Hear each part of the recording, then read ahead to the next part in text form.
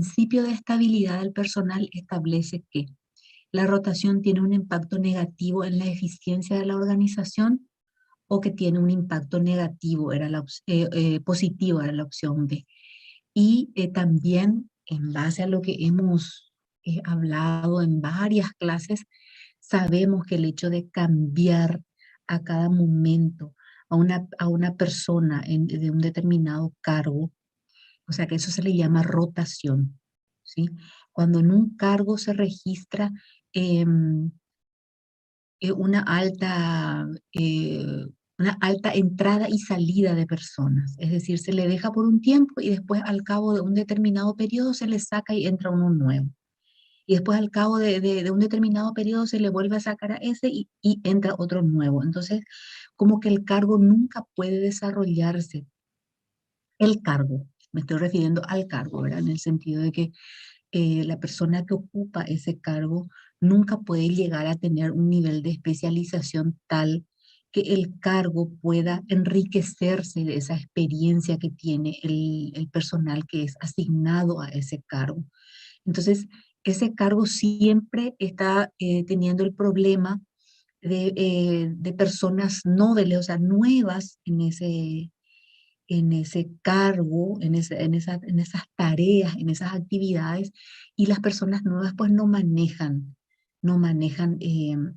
al dedillo, ¿verdad? Y tampoco pueden solucionar obviamente los problemas que se vayan suscitando. ¿Por qué? Porque no se queda el periodo suficiente como para que pueda desarrollar, para identificar las debilidades y eh, las amenazas que pueda tener ese cargo y también tener la capacidad de analizar qué soluciones alternativas se les puede dar a esas debilidades y amenazas. Entonces, solamente una persona que tenga un cierto tiempo en el cargo puede desarrollar ese tipo de habilidades. Entonces, la rotación tiene un impacto negativo en la eficiencia de la organización. ¿Sí? La respuesta correcta es la A. El punto 5 dice, a la teoría clásica de la administración, cuyo precursor fue Henry Fayol, se la conoce también como, y acá tenemos las opciones, A, teoría científica de la administración, B, teoría anatómica y fisiológica, y C, teoría humano-relacionista. Sabemos que es la teoría anatómica y fisiológica. ¿Por qué razón? Porque Henry Fayol hizo su análisis a partir de un abordaje general. Él fue el que había identificado o había descrito a la organización en partes, ¿se acuerdan? Que había un área técnica, un área contable, un área de recursos humanos, ¿verdad? Entonces, un área financiera, un área de venta o de marketing, ¿m? Un área de seguridad, un área de información que permeaba toda la organización. Entonces, él analizó a la organización desde un enfoque mucho más general y desde lo que es el funcionamiento y la estructura propiamente de la organización como un todo. Por eso es que se le llamó a su teoría la teoría anatómica y fisiológica. Sin embargo, Frederick Taylor lo que hizo fue analizar desde una perspectiva más de detalle, ¿verdad? Estudio de movimientos, estudio de tiempo, estudio de la eficacia de un trabajador de manera individual, ¿verdad? Entonces fue como mirar o analizar la organización a través de un microscopio, cuando que Henry Fayol lo que hizo fue mirar a la organización desde una lente de gran angular, ¿sí?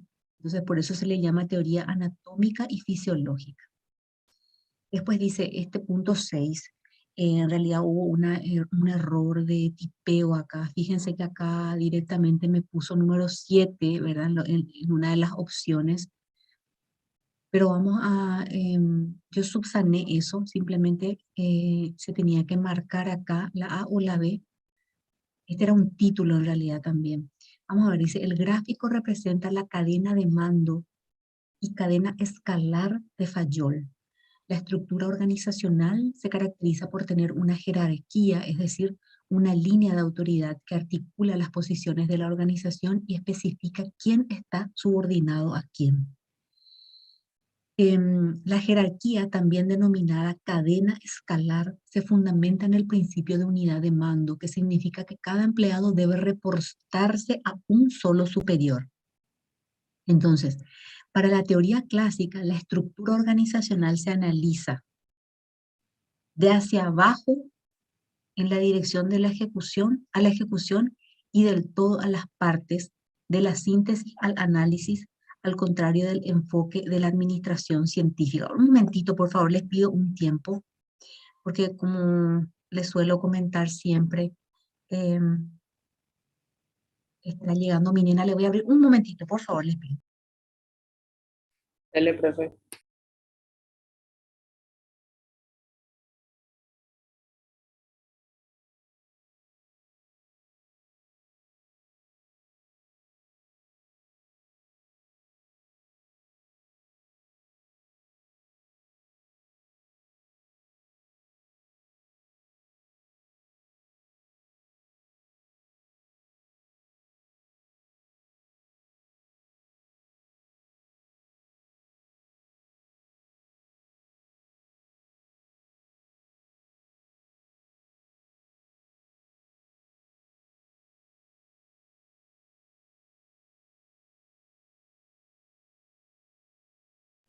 Ya estoy de vuelta, entonces volvamos a nuestra matriz del examen.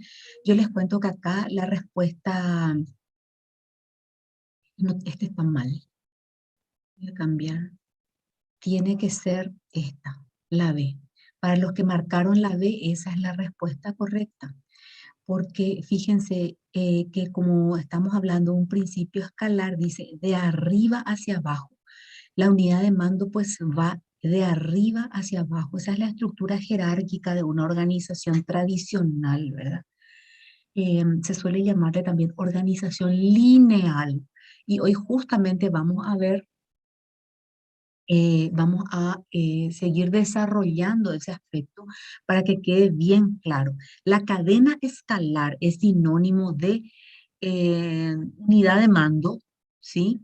Y es también fenómeno de jerarquización. Y la jerarquización va de arriba hacia abajo, ¿sí? De arriba hacia abajo. Entonces, por eso es que dice acá la opción B, de arriba hacia abajo, en la dirección a la ejecución. ¿Quiénes son los que establecen las políticas y los grandes principios o los objetivos que se deben seguir? La alta gerencia, o sea, la presidencia o la dirección general asistencial, si así se quiere, ¿verdad? O sea, la alta gerencia. Entonces, de ahí emanan todas las directrices que después los otros niveles de la organización tienen que cumplimentar. Cumplimentar significa cumplir, ¿verdad?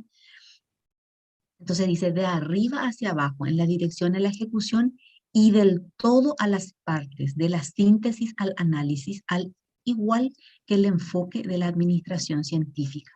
Entonces la respuesta correcta acá es la B, ¿sí? El punto número 8 dice, en la administración todo es rígido y absoluto, nada es rígido y absoluto. Y fíjense que sobre todo en el enfoque actual que se le da a la administración, a la teoría general de la administración, sabemos que nada es rígido y absoluto, porque una de las cosas que tanto se le criticó al modelo de Frederick Taylor y a los primeros, digamos, teóricos de la administración, justamente se centraba en ese enfoque cerrado. ¿Sí? A la teoría estructuralista o burocrática también se le criticó de que era un enfoque cerrado en donde solamente se consideró a la organización propiamente. Y la organización eh, está impactada por lo externo también, ¿sí? Por lo que pasa fuera de la propia organización. Y a veces la organización tiene que adecuarse a lo que va ocurriendo afuera. Entonces, fíjense, por ejemplo, este caso sonado ahora de este chico que fue violentado en uno de nuestros colegios. Habrán escuchado las noticias, ¿verdad?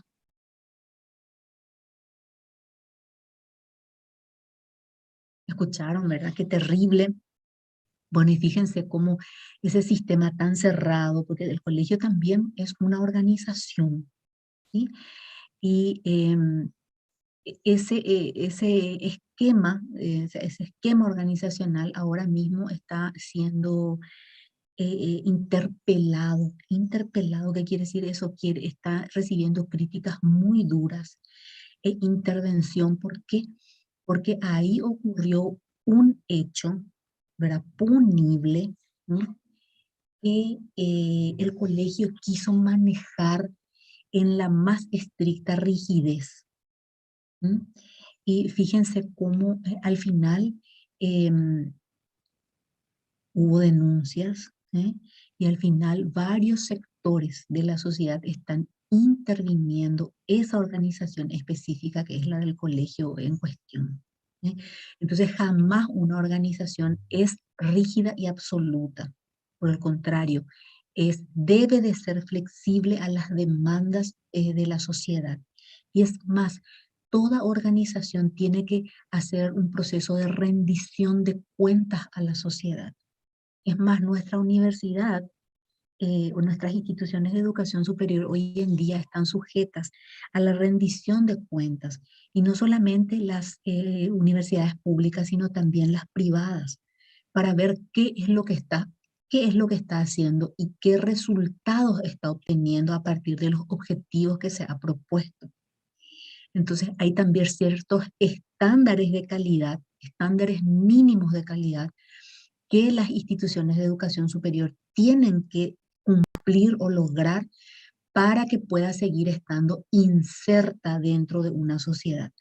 Tal es así que nuestra universidad, la Universidad Privada del Este, en el año 2019 se sometió a un proceso de autoevaluación con fines de acreditación, ¿cierto?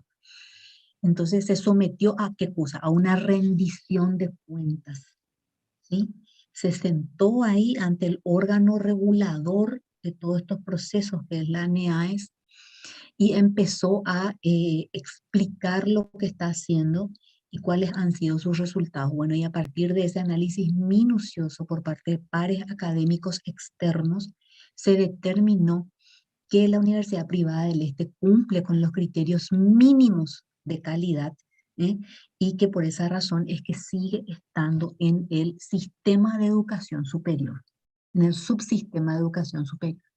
Entonces, fíjense que lo mismo ocurre para todas las organizaciones, ya sea con fines de lucro o sin fines de lucro. Todas hoy en día tienen que rendir cuenta ante la sociedad. Entonces, sí o sí, la organización y dentro de ella la administración tiene que adecuarse a las demandas de un contexto o del contexto en el que está inserto, ¿sí? Entonces, tiene que ser flexible, ¿sí? Entonces, aquí la respuesta correcta es la B. El 9 dice, según los críticos, las fallas de las teorías científicas y clásicas de la administración son A, enfoque simplificado de la organización formal. Claro, porque según Frederick Taylor pues, y Fayol, ellos no consideraban la organización informal. ¿Se acuerdan? B, ausencia de trabajos experimentales. C, ultrarracionalismo en la concepción de la administración. Teoría de la máquina, enfoque incompleto de la organización y enfoque de sistema cerrado. Entonces, aquí la opción correcta es todas las anteriores. O sea, todas esas opciones son, digamos, las críticas que se le hizo al modelo de la teoría científica y clásica de la administración. El punto 10 dice, un grupo social existe cuando A, existe interacción entre dos o más personas. B, existe el deseo y la disposición de cooperar. C, existen objetivos comunes entre ellas. Y D, todas las anteriores. Acá nuevamente la opción correcta es la D, todas las anteriores. Un grupo social existe por todo eso, ¿sí? El 11. En la primera fase del experimento de Hawthorne se encontró una variable difícil de aislar denominada A, intensidad de luz, B, efecto de la iluminación sobre el rendimiento de los operarios y C, el factor psicológico. Cuando hablamos de este experimento tenemos que hacer rápidamente una relación entre o con la teoría humano-relacionista. La teoría humano-relacionista es la de Elton Mayo, ¿verdad? La teoría de las relaciones humanas. Y aquí el ítem correcto es el factor psicológico. Esa fue la variable que para Elton Mayo fue muy difícil de aislar cuando hizo eh, ese experimento, o sea, en la primera etapa de su experimento. Después él se dio cuenta y ya trató de alguna manera considerar esa variable en su investigación.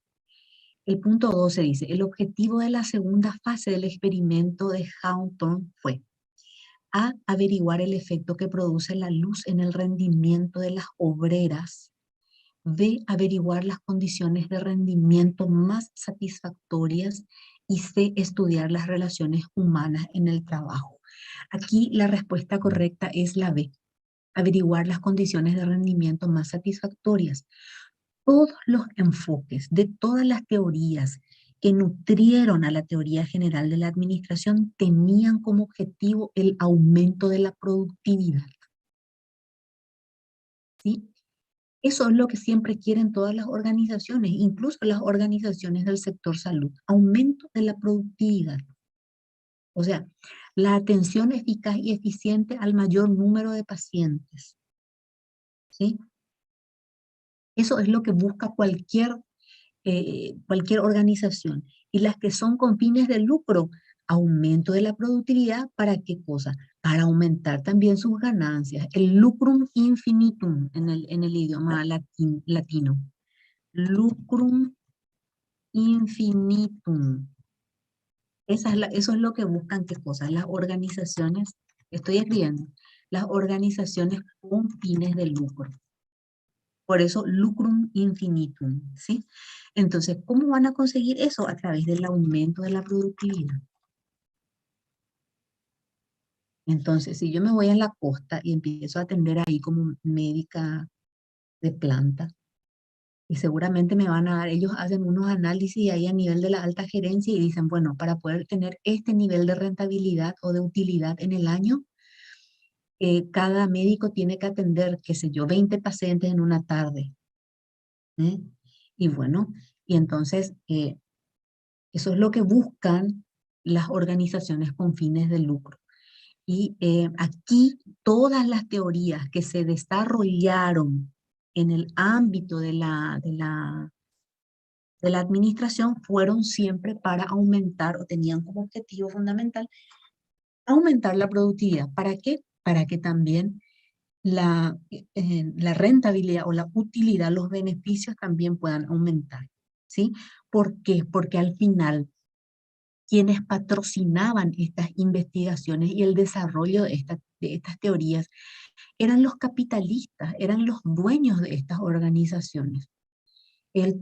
¿Cómo se llama? Y sí, Elton Mayo, no es que él era un psicólogo y qué sé yo, era sociólogo y demás, pero fue pagado por una organización para que haga esa investigación con fines de dilucidar cuáles eran las condiciones de rendimiento más satisfactorias dentro de la organización, ¿sí? Para aumentar la productividad. Bien, el 13 dice las conclusiones a las que llegó Elton Mayo luego de los experimentos de Hawthorne fueron: A, la producción depende del nivel de integración social. B, los trabajadores tienden hacia un comportamiento social. C, en la organización priman los grupos informales sobre los grupos formales. D, énfasis en los aspectos formales. E, la importancia del cargo antes que en su contenido. F, A, B y C son correctas. G, D y E son correctas. Y H, ninguna de las anteriores. Aquí la respuesta correcta es la F. A, B y C son correctas. ¿Sí? Entonces, la producción depende del nivel de integración social. Cuanto más cooperativa y colaborativamente trabajen las personas o los trabajadores de una organización, mayor productividad.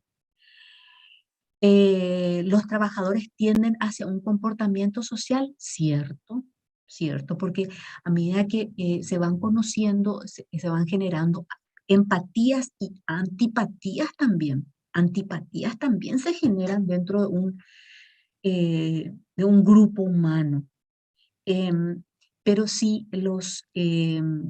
los dueños de esas organizaciones o los que dirigen esas organizaciones son capaces em, de no erradicar, pero sí disminuir el nivel de antipatía a través de programas, ¿verdad? De, qué sé yo, hay una serie de programas que se suele implementar, bienestar institucional, por ejemplo, y ahí se forman grupos, ¿verdad? Para, qué sé yo, para que la gente pueda empatizar más. Entonces se le invita a capacitaciones en ámbitos de la psicología y de la sociología, ¿eh? Se le invita a realizar deportes para que puedan tener la oportunidad de conocerse mejor y qué sé yo, desarrollar empatías entre ellos, ¿eh? Entonces, ese tipo de cosas, y ahí se nota que los trabajadores tienden hacia un comportamiento social. Y la C, en la organización priman los grupos informales sobre los grupos formales, ¿cierto? Los grupos formales están determinados por la escala, por el principio escalar, la jerarquía. Entonces hay un director general asistencial, hay un jefe de guardia, un jefe de departamento, un jefe de residentes, ¿verdad? Pero cuando van a participar de esas actividades que les acabo de decir, ahí se mezclan todo, ¿eh? Y a veces es más fuerte ese grupo informal eh, que el grupo formal, ¿verdad? Nosotros hablamos mucho de eso. Entonces la A, B y C son correctas.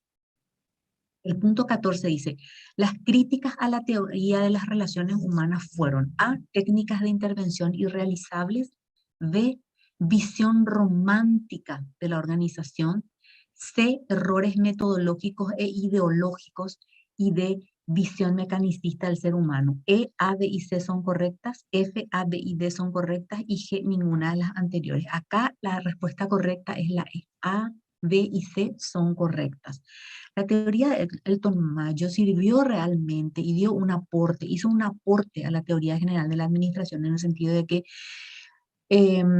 neutralizó un poco esa visión mecanicista del ser humano que tenía la administración científica, en donde le catalogaba al ser humano como una máquina que tenía que trabajar, trabajar y trabajar. ¿Sí? Entonces ahí a través de esta teoría se pudo implementar una serie de eh, derechos, derechos que tenían, o sea, que no tenían en ese momento los trabajadores y que a partir de su teoría fueron incorporándose como reivindicaciones sociales y laborales. ¿Sí? Para eso sirvió. Pero no se puede aplicar esta teoría al 100% porque tiene una visión muy romántica de la organización. Porque una organización no puede depender de los estados emocionales de las personas. O sea, cuando una persona tiene problemas en su vida privada o en su vida familiar, esos problemas debe dejarlo, aunque eso es lo que se dice, ¿verdad? Debe dejarlos en la casa y viceversa. Entonces, sí que somos afectados por nuestros problemas personales y familiares, pero la organización se tiene que encargar de disminuir lo más posible ese impacto que pueda tener esos problemas en la organización. Entonces, por esa razón, implementa mecanismos de bienestar del personal. Esas son políticas, políticas organizacionales que se tienen que implementar. Ustedes el día en que sean directores, ¿eh? No pueden obviar eso. Entonces tienen que poner, por ejemplo, un equipo de psicólogos o de, qué sé yo, trabajadores sociales que puedan incorporar protocolos rápidamente cuando ustedes se dan cuenta en su rol de directores o de gerentes que un personal de ustedes está atravesando por situaciones difíciles. Entonces se activa rápidamente esa luz roja y se le da un apoyo al, al empleado, al funcionario, ¿sí? Em, y bueno, y esas son las cosas que de repente la organización puede hacer en pro de sus funcionarios, de sus empleados, pero más de eso no, más de eso no. porque si no, no se pueden lograr los objetivos organizacionales. Bien, 15. Max Weber distinguía tres tipos de autoridad: la autoridad formal, informal y mixta, la autoridad tradicional, carismática y legal, la autoridad carismática, burocrática e informal, y la autoridad operativa, personal y burocrática. La respuesta correcta es la B, autoridad tradicional, carismática y legal, de acuerdo justamente a los estilos de liderazgo o a la tipología de liderazgo que él identificó. 16. ¿Cuál de las siguientes teorías subraya la necesidad de una jerarquía definida en términos muy estrictos y regida por reglamentos y líneas de autoridad expresados con toda claridad? A, el enfoque humanístico de la organización; B, el enfoque sistémico de la organización; C, el enfoque neoclásico de la organización; y D, el modelo burocrático de la organización. Acá la respuesta correcta es el modelo burocrático de la organización. Y después ustedes tenían un panel, unos cuadros acá que tenían una especie de parea. Eso es lo que no quise poner la palabra parea porque ya estamos en un nivel universitario y medio que suena a primaria el parea, ¿verdad? Pero bueno, dice, coloca en el panel B la opción que corresponde a cada definición. Y fíjense que aquí la respuesta está dada por ejemplo, dice, para lograr eficiencia en la organización, reglamente todo lo que pueda, hágalo todo por escrito. Y eso corresponde a la teoría burocrática de la administración, que se le dice también teoría estructuralista. Esto creo que yo llegué a borrar, porque también hice alguna, esta es una matriz que yo había hecho hace un tiempo y que después utilicé justamente para nuestro primer examen parcial, pero que hice modificaciones, entonces esta fila no estaba en el examen originalmente. Después dice, descompón las tareas en sus partes y luego entrega una parte a cada trabajador para lograr su especialización. ¿Esto a qué responde? A la teoría científica de la administración, que era la división del trabajo que propuso ¿quién? Frederick Taylor. Después dice, planear, organizar, dirigir, coordinar, controlar. Es la opción 3, que es la teoría clásica de la administración. Pues, estas funciones propuso ¿quién? Henry Fayol. Y después, a ver, creo que hasta la 4 era, dice, sus conclusiones las obtuvo gracias a los experimentos de Houghton, y justamente era Elton Mayo. Y si ustedes se fijan, el mismo examen da la respuesta, porque más arriba nosotros ya nos estuvimos refiriendo a Elton Mayo, acá, ¿verdad? La teoría humano-relacionista, o la teoría humanista, digamos, o de las relaciones humanas también se les llama. Así que esas eran las respuestas correctas a este examen. Yo considero que era relativamente sencillo, pero bueno, desde mi mirada de docente, ¿verdad? Y ahora ustedes me van a decir qué tal les pareció. Lo que yo voy a hacer ahora es, si es que ustedes me permiten, publicar las notas. Profe, al examen se le sumó tareas, ¿Cómo? al examen, a ese porcentaje que ya está en la plataforma ya se le sumó las Las tareas que tareas, hicimos. sí. Si ustedes se fijan en la plataforma, todas las tareas ya están corregidas y ya tienen sus puntajes. ¿Sí? Entonces, a partir de esa planilla, o sea, que esas correcciones, lo que hice yo fue exportar la planilla, bajé eso y acá ustedes están teniendo en pantalla los puntos que se les adicionó para poder llegar al total. Entonces, fíjense, acá está el nombre y apellido de cada uno de ustedes. Está la tarea 1 que valía 10 puntos, estaba la tarea 2 que valía 5 puntos y la tarea 3 que valía 5 puntos. El total de los trabajos prácticos TP es 20, la cantidad de puntos que valía el trabajo práctico es 20 y el test de examen escrito que ustedes rindieron la vez pasada valía 20 puntos. En total, el trabajo práctico más el examen escrito, que está aquí, fíjense, vale 40 puntos. Se sumó todo eso y el porcentaje está aquí. A través de la sumatoria de estos puntos logrados, ¿sí? Es que ya se le calculó el porcentaje. ¿sí?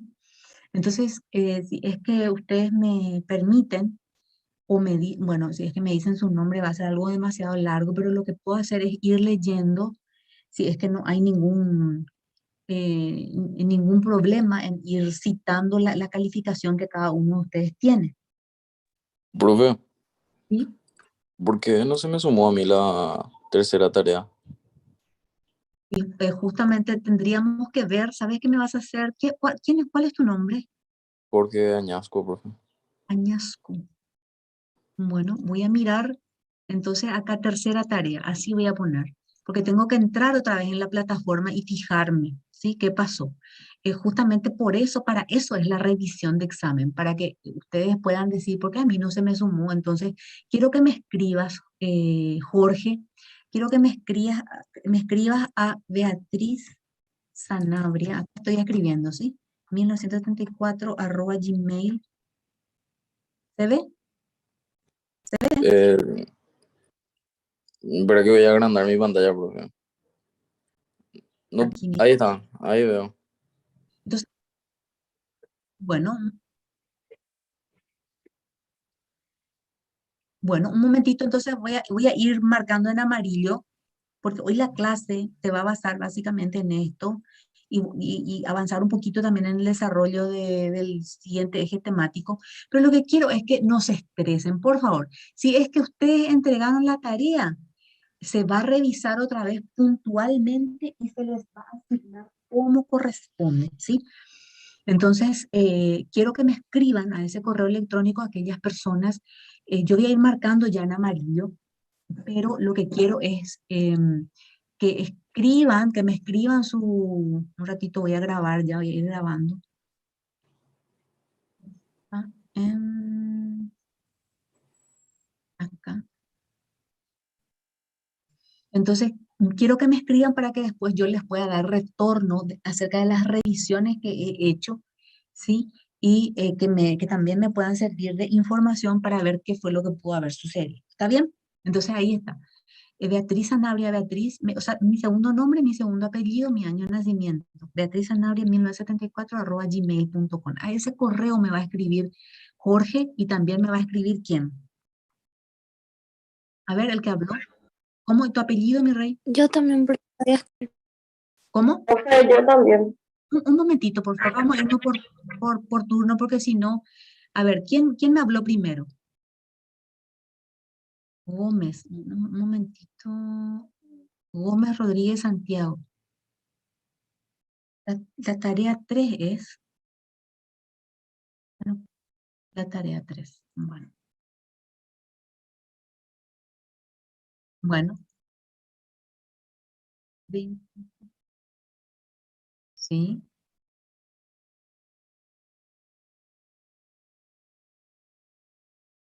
Roa, Arrúa, Arrúa es ella. También el 3. ¿Cómo?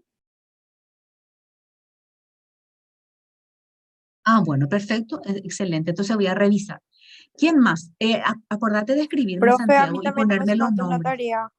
¿Cuál es tu nombre, mi reina? Jiménez Bianca, ¿Con J o con G? con Jiménez G. Acosta Bianca, sí. Ahí está. Este es el segundo, ¿verdad? La segunda tarea es lo que te falta. Sí. Voy a revisar. Escribime vos también, Jiménez, ¿sí? Escribime Bueno, a ese profe, correo. Y solamente vos o también tu grupo. no sé un poco, profe. Voy a mirar. ¿Quiénes estaban en tu grupo? Fernando Ortiz, Un ratito, vamos a mirar. Fernando. sí. Fernando sí tiene. Fernando sí tiene. Bueno, déjame, yo voy a mirar otra vez nuevamente, ¿sí? Voy a Bueno, mirar profe, A ver, ¿quién más? Yo, profe, va a Cardoso 7. Báez Cardoso, el 7. El tercero también. A ver, otra persona. Profe yo Liz, Lugo, Lugo. sí, Lugo la, se- Grancer. sí, Grancer, la segunda y la tercera tarea. segunda y tercera. ¿Con quién hiciste el Lugo? ¿Quiénes eran tu grupo? ¿Quiénes formaban parte de tu grupo para mirar un ratito? La primera estaba Andrés Zelaya y Florentina apellido. Celaya. Y ellos tienen. Y Florentín, a ver un poco. Florentín también tiene. Voy a mirar entonces, porque yo estuve mirando, le quiero decirle nomás que yo no corrijo a lo loco, no. Punto por punto. Entonces, voy a volver a fijarme qué fue lo que pudo haber pasado, porque con mucho detenimiento y para no ser injusta con nadie, ¿eh? Así que voy a volver a mirar. Si yo lo que Profe, ¿te quiero es puedes ir darle, a, sí, te profe? escucho, mi amor. Si te Sí, puedes ir hasta Sánchez Miño para ver si el mío está bien. Sánchez Miño, Denise, te falta uno, el segundo, el tercero. Ese yo hice con Bárbara Portillo, profe. Voy a mirar un poco. Portillo Escobar, y sí, ella, Bárbara, ella tiene. Bueno, voy a fijarme. Escribime Se vos hice con también, ella. Nidia. Bueno, profe. Profe, el mío puedes revisar también. ¿Cuál es tu nombre? González Molinas. González Molinas. Sofía Teresa. Sí, Sí, ninguno lo no aparece y súper raro. no, acá se aparece González Molina, a ver un poco, el 1 y el 3 es lo que no aparece. ¿Con quién hiciste Sí. vos? Estoy con Laura García también. ¿Podés revisar, García. profe? Sí, García. Acá está Reyes Laura. Laura. sí. García Reyes. Qué ¿Saben qué? Yo le voy a comentar algo que me llamó muchísimo la atención. Había muchos que alzaron como si fuera trabajo individual que ellos hicieron y no tenía nombre. Solamente estaba el adjunto y estaba como si fuera eh, que solamente ellos hicieron de manera individual, no tenía nombres, lo cual me llamó la atención en algunos casos. En otros casos sí, el adjunto decía específicamente quiénes eran los integrantes, pero en muchos de esos alzaron la guía desarrollada, pero adentro no tenía el nombre de los integrantes.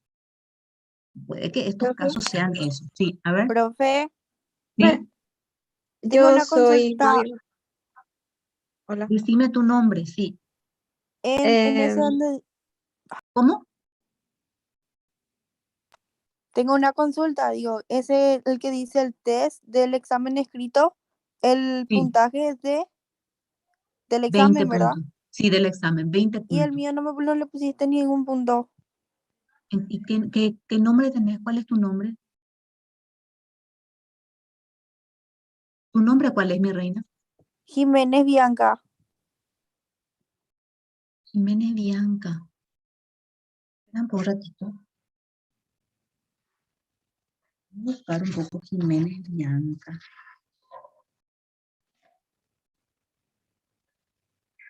Esperen, hoy la clase es exclusivamente de esto, así que vamos a tenernos paciencia, ¿sí? Todos van a ser atendidos. Hoy es revisión de examen.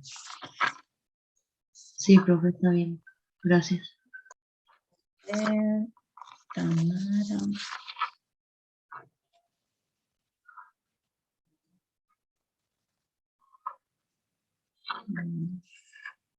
Jiménez Belén, no, ¿verdad?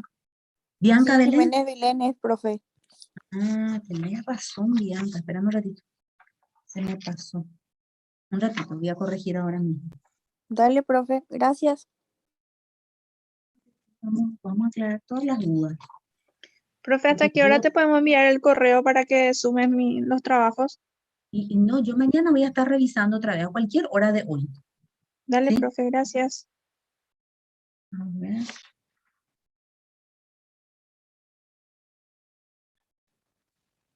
Poquito.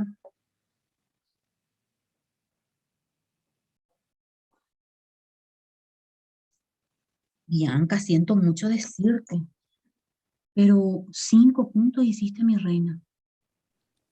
¿En serio?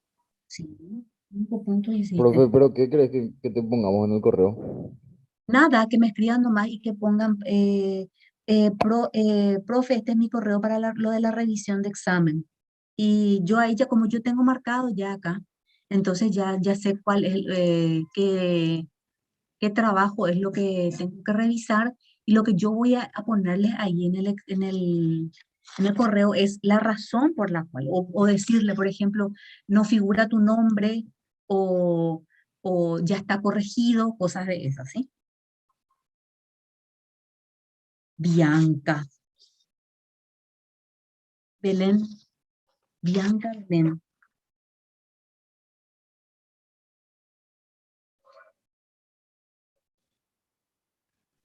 ¿Profe? Sí, Bianca Belén. Ahí ya está Bianca Belén. Vos sos Bueno, profe. Jiménez Acosta Bianca Belén, ¿verdad? Sí, profe. 50% Bianca. Lo que vamos a ver es ahora si es que tenés un 5 acá, ¿verdad? Supongamos que tenés un 5 acá, va a ser, ay, tengo que sumar, espera un ratito. Suponiendo, ¿verdad? Suponiendo.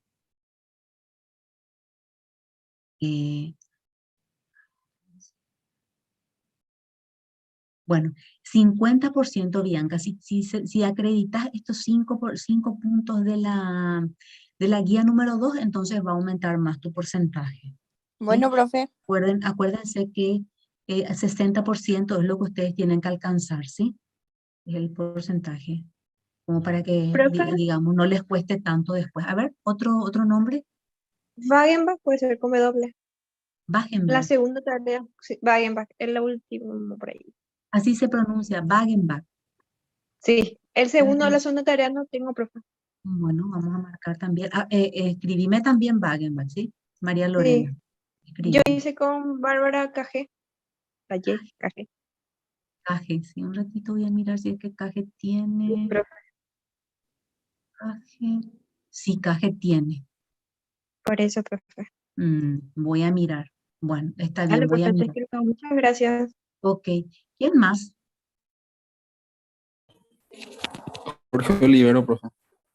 ¿Cómo? Olivero. Sí, Olivero. Olivero, Yo hice Licera, Jorge Manuel. Ah, el 1 y y el después 3. el 3. Mi grupo de Laura Escribime. García y Sofía Molina, que te habló hace un rato también. García sí tenía, ¿verdad? ¿O no? Sí, ella tenía y Sí. yo estoy Y igual la que la otra, profesora, que la compañera Molina. Molina. Sí, Molina. Sofía Molinas. Pero no tengo Molinas. Sofía, y te habló hace un rato ella. Sofía Molinas. Ya que tiene su primer apellido, debe ser otro, porque acá está la M. Y no le tengo, solamente su apellido es otro. El primer apellido, quizás su segundo apellido sea Molinas. Ah, Profe, ahí So- dice González Molina, Sofía González. Teresa. González. Acá está. González Molinas es con S entonces, ¿verdad? Sí, ella tampoco tiene. Bueno, voy a verificar. Queden tranquilos que yo jamás, mi interés no es perjudicarle a nadie. Ustedes saben que es al contrario. A ver, ¿quién más? Gracias, profe. Escribime vos también. Dale, profe. Ahora te mando un correo. Bueno, a ver, ¿quién más?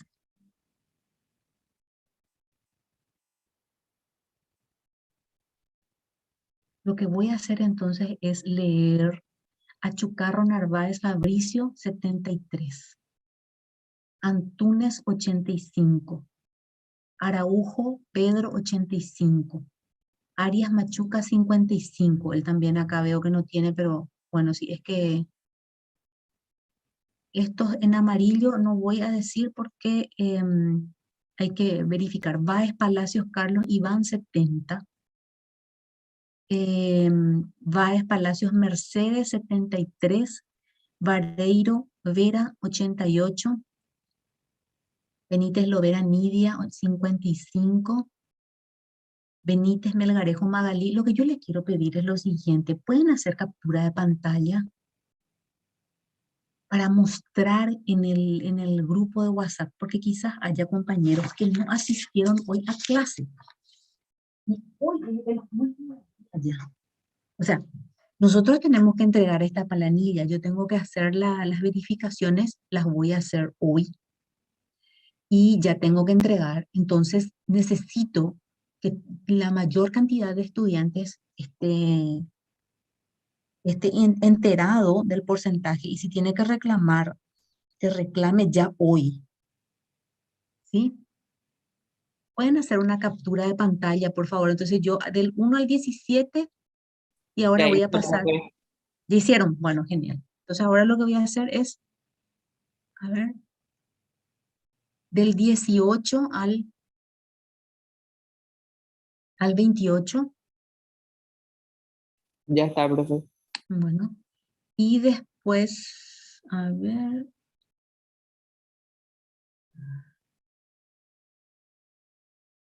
del 29 al 44, que es el último.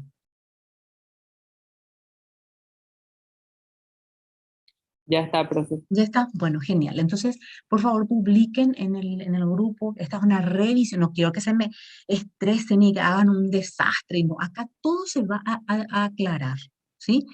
Si les falta a algunos, no es porque no se les va a dar, no. Justamente esta clase es para eso, ¿sí? Entonces, si es que corresponde, se les va a asignar el puntaje. Entonces, que me escriban a esa dirección de correo electrónico las personas que de repente acá en esta dirección de correo, para que yo pueda saber de quiénes se trata y poder darles la respuesta o la explicación en esa dirección, para que yo pueda saber quiénes son, ¿verdad? Bien. Yo creo que en líneas generales hubo gente que rindió bien, sí, hubo otras bueno, que podrían haberlo mejorado. Hubo pocos, a ver, vamos a mirar. Yo creo que si es que logramos ver la razón por la cual no figuró su nombre o algo así, que yo estoy casi segura de eso porque minuciosamente hice las correcciones, minuciosamente, y me llamó mucho la atención que en algunos casos, como les decía, en algunos casos no figuraba así como si fuera un grupo, sino que figuraban de forma individual. Y yo abría el anexo y encontraba el desarrollo de la guía didáctica, pero no tenía ningún o sea, nombres, no tenían, es como si fuera que se hizo de manera individual. Entonces únicamente me veía forzada a asignarle los puntos a esa sola persona que alzó el documento, subió el documento. Entonces esa es la situación con la que me...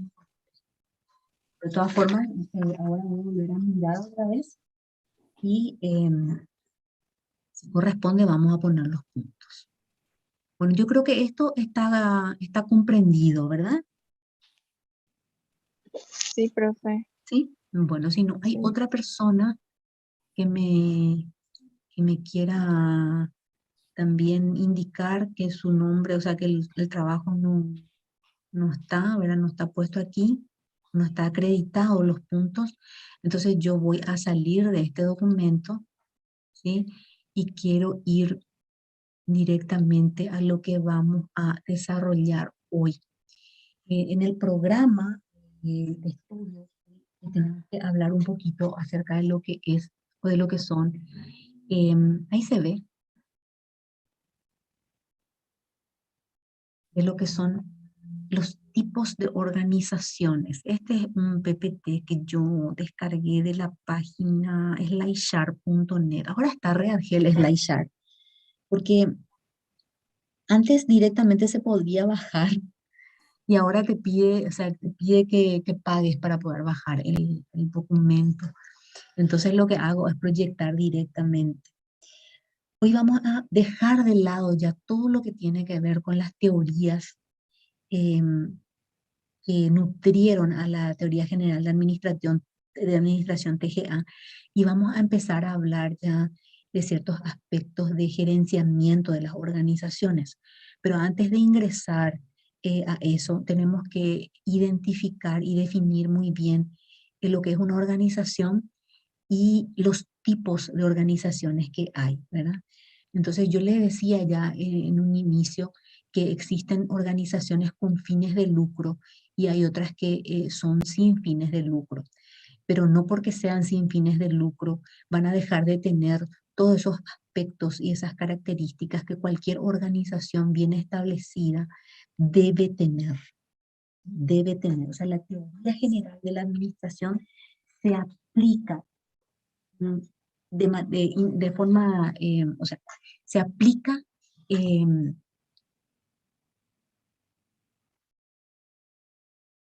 madre, no sé qué hubo acá, pero se aplica indefectiblemente o independientemente de que sea con fines o sin fines de lucro, ¿sí?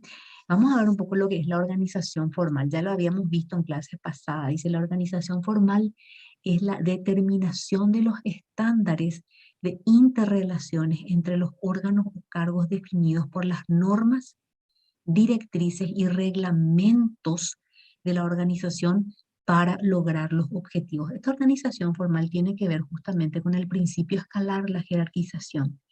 Y dentro de cada organización tienen que estar o tiene que haber manuales de cargos y de funciones que puedan establecer los límites de un determinado cargo, ¿sí? Entonces, esa estructuración en base a un superior inmediato y a los subordinados forma parte de lo que es la organización formal, ¿sí? También quiero hacer una diferenciación y quiero que se comprenda que una estructura organizacional está definida justamente por todas esas líneas de principio escalar, ¿sí? Y va describiendo cómo se conforma la estructura organizacional en términos de cargos o de departamentos, de áreas, ¿sí? Y la cantidad de personas que forman o que conforman una determinada área, etcétera, etcétera. Es un documento escrito en donde se describe cómo funciona una organización. El organigrama es otra cosa. La gente que no está en el ámbito administrativo desconoce, o sea, no tiene la capacidad de diferenciar lo que es una estructura organizacional y un organigrama. El organigrama es la representación gráfica de una estructura organizacional. La estructura organizacional es un manual en donde te va explicando cómo es la organización, por qué áreas está compuesta, quiénes son los superiores, quiénes son los subordinados, qué cantidad de personas forman parte de una determinada área, cuáles son sus funciones, cuál es su carga horaria, cuáles son los límites de su responsabilidad y los límites de su autoridad, y así y sucesivamente. Un documento largo. El organigrama es la representación gráfica de todo eso, ¿sí? Entonces, sobre todo en estos procesos varias veces le he dicho que yo también soy evaluador, pero en mi área, porque yo soy economista, entonces estoy en el área de las ciencias empresariales. Y a veces, pero trabajo con médicos. Y a veces los médicos no saben, o sea, no entienden, no pueden diferenciar qué es una estructura organizacional y qué es un organigrama.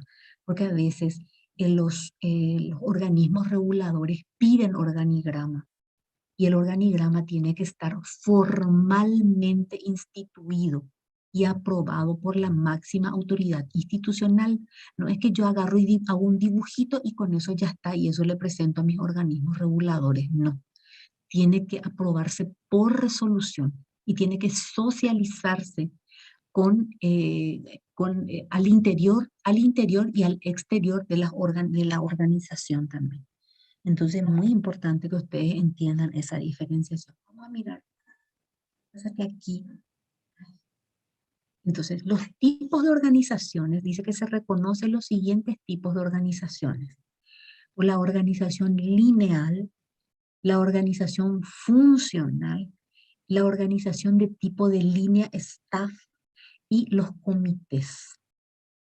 ¿Sí? Estos son los tipos de organizaciones que tenemos dentro de las empresas, ¿verdad? O dentro de nuestros hospitales, de nuestros centros de salud, etcétera, etcétera, o de los ministerios de salud. Bueno, entonces fíjense aquí, la organización lineal que constituye la estructura más simple y antigua está basada en la organización de los antiguos ejércitos y en la organización eclesiástica medieval. Estamos hablando de una estructura, una organización que tiene como base el principio escalar, la jerarquía. Entonces tiene si nosotros tuviésemos que representar gráficamente la organización lineal, la representaríamos a través de una pirámide, en donde en la cúspide de la pirámide se encuentran los niveles jerárquicos más altos. Y en la base de la pirámide están los subordinados que tienen que acatar las decisiones, las políticas y los principios que se toman allá arriba en la cúspide de la pirámide. Esa es la organización lineal. Dice, la organización lineal se sustenta en el principio escalar. Existe una jerarquía de la autoridad en la cual los superiores son obedecidos por sus respectivos subalternos. ¿Cuáles son las características de esta organización lineal? En primer lugar, la autoridad lineal o única basada en la jerarquía y circunscripta a los subordinados. 2. Líneas formales de comunicación. Se efectúan únicamente a través de las líneas presentes en el organigrama. Es decir, si yo, que soy jefe de departamento, tengo que enviar una nota a mi superior inmediato, lo voy a hacer ¿a quién? Seguramente, ya que soy jefe de departamento, a mi director general asistencial, ¿verdad? Y corresponde. Entonces, no puedo enviarle a otro, porque otro no va a tener las competencias para poder resolver el problema que yo estoy teniendo. Y entonces, si pido auxilio en el sentido de qué se tiene que hacer, tengo que hacerlo dentro de la cadena escalar. ¿Sí? Y lo hago a través de mecanismos formales de comunicación, notas, memorándums, correos electrónicos hoy en día. ¿Sí? No puede ser verbal, tiene que ser de manera formal. 3. Centralización de las decisiones. La autoridad lineal que dirige la organización se centraliza en la cima del organigrama y los canales de responsabilidad convergen hacia allí a través de los niveles jerárquicos. Entonces hay una centralización de la autoridad. ¿Sí? Una centralización de la autoridad, de la toma de decisiones.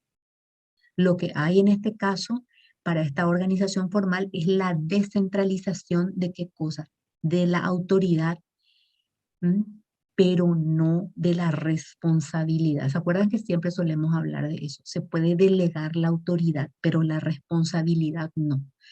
Si uno de mis jefes, si yo soy directora general asistencial y uno de mis jefes de departamento pifió en algo, cometió un error, entonces hay una corresponsabilidad. ¿Por qué? Porque yo le delegué a esa persona la autoridad y él, bueno, tomó decisiones. Si las decisiones que tomó fueron erradas, yo como directora general asistencial asumo parte de la responsabilidad y busco la manera de resolver el conflicto que se haya generado. Cuando una persona asume un alto cargo o una alta dirección, tiene que ser consciente de eso. Nuestras organizaciones, sobre todo en el ámbito de la salud, a veces uno toma esos cargos de alta gerencia y no se da cuenta del nivel de responsabilidad que está asumiendo también. Así que hay que saber eso, hay que manejar y hay que estar concientizado sobre eso.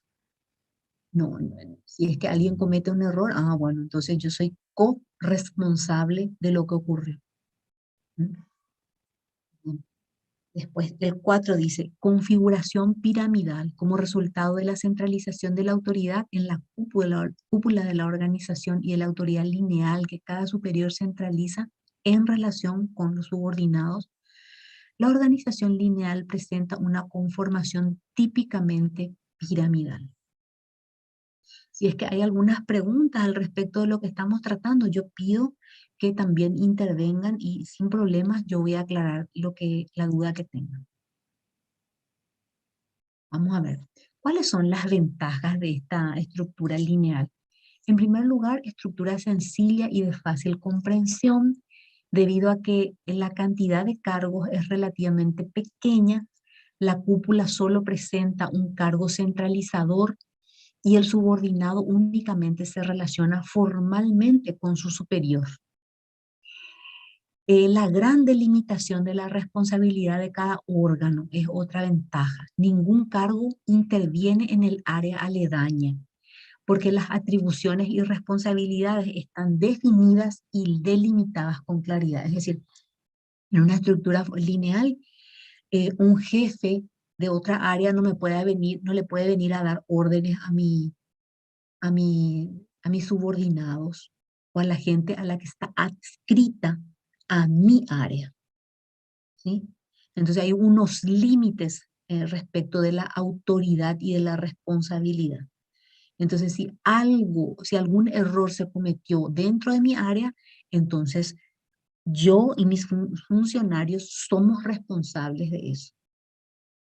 O sea que así también como asumimos autoridad, también tenemos que asumir la responsabilidad. Muy importante, porque la gente está muy habituada a asumir la autoridad, pero después a la hora de asumir responsabilidades se quieren hacer de los desentendidos y no es así.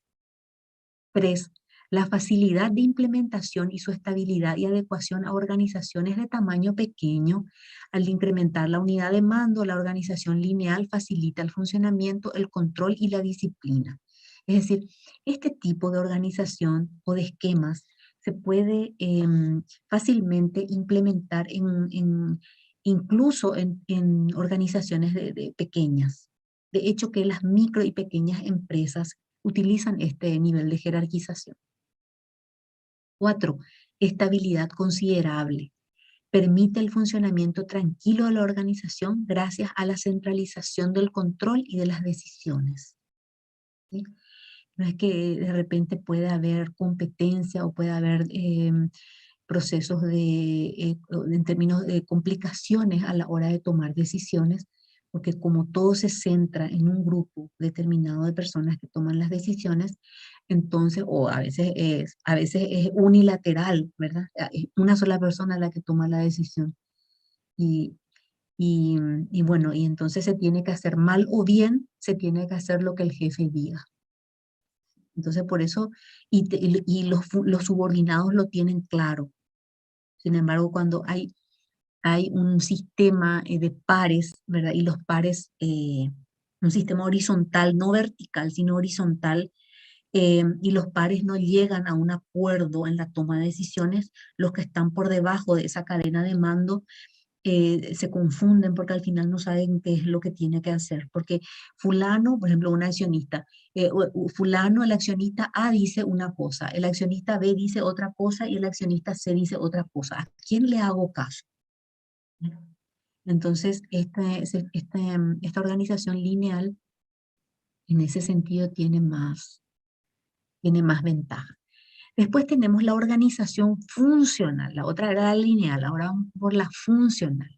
Se basa en el principio de especialización de las funciones para cada área. La estructura funcional fue consagrada por Taylor, quien, preocupado por las dificultades producidas por el excesivo y variado volumen de atribuciones dadas a los jefes de producción en la estructura lineal de una siderúrgica estadounidense, optó por la supervisión funcional. Fíjense que esta organización funcional es la que de alguna manera le caracteriza también a las organizaciones sanitarias, ¿sí? Porque también hay una especie de especialización de las funciones, ¿verdad? Entonces tenemos dentro de un hospital, es como un mix, como una mezcla de lo lineal más lo funcional, porque tenemos un principio escalar, pero también tenemos áreas funcionales, o sea, áreas que se desempeñan en una determinada área, perdón, de una determinada disciplina, no sé si disciplina llamarle, especialización podemos llamarle. Por ejemplo, el área de psiquiatría, el área de ginecobstetricia, el área de traumatología, o sea, se van dando cuenta cómo se especializan las funciones. Entonces, todo lo que tiene que ver con atención al niño, se le delega a qué área, a qué servicio, al servicio de pediatría, ¿sí? Entonces, a todo lo que tiene que ver con cáncer se le delega a un servicio de oncología, adultos, u oncología pediátrica, ¿verdad? Por ejemplo. Entonces, a eso se refiere, a la especialización. Y las ciencias médicas, o sea, las organizaciones sanitarias, de alguna manera también replican este sistema que es de organización funcional. ¿Preguntas? ¿Vamos bien? Sí, profe. ¿Sí? Sí, Bien. profe. Entonces, ¿cuáles son las características de esta organización funcional? En primer lugar, autoridad funcional o dividida. Y fíjense que es así. Porque si ustedes se van en un hospital, van a ver de que hay un jefe para traumatología, un jefe de servicio de traumatología, un jefe de servicio de ginecobstetricia, un jefe de servicio de pediatría, un jefe de servicio de hemato-onco. Entonces, cada unidad funcional tiene una autoridad bien definida y dividida.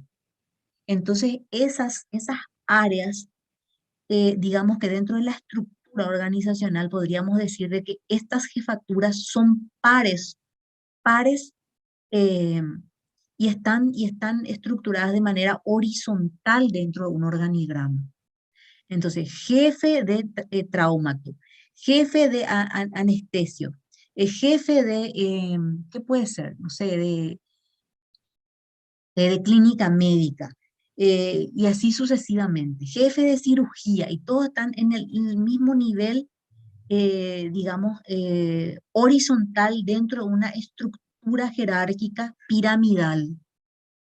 Entonces acá se juntan dos tipos de organización, la organización lineal y la organización funcional, porque se especializan por áreas funcionales, ¿sí? Después están las líneas directas de comunicación también, ¿verdad? ¿Por qué?